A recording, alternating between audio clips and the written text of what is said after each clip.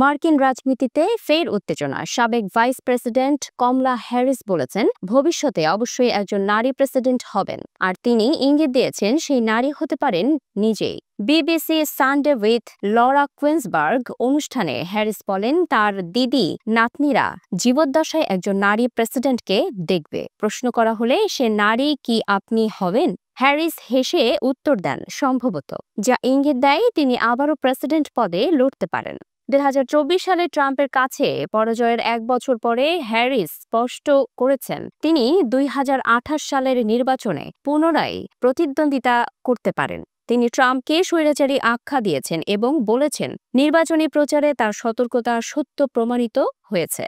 Democratic party এখনও নিজের আত্মসমালোচনায় ব্যস্ত। বিশ্লেষকরা মনে করছেন, হ্যারিসের প্রচারণা দেরিতে শুরু হওয়ায় জনগণের কাছে পৌঁছানো কঠিন হয়েছিল। তার পরিকল্পনাগুলো, যেমন বাসস্থান, শিশু সেবা এবং জীবনযাত্রার ব্যয়, পরিপূর্ণভাবে তুলে ধরতে পারেননি।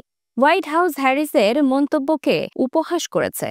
প্রেসিডেন্টের মুখপাত্র অ্যাবিগেইল জ্যাকসন বলেন, যখন হ্যারিস বিপুল ব্যবধানে নির্বাচনে হেরে গেছেন, তখন জনগণ স্পষ্ট বার্তা দিয়েছে, হয়তো তাই তিনি এখন বিদেশি মাধ্যমে ক্ষোভ উগরে দিচ্ছেন।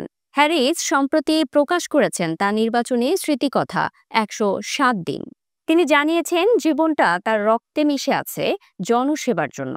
যুক্তরাজ্যে বই প্রচারণা সফরে গিয়ে হ্যারিসের আত্মবিশ্বাসের ধরন দেখে মনে হচ্ছে এটি হতে পারে তার নতুন প্রেসিডেন্ট নির্বাচনী প্রচারণার সূচনা।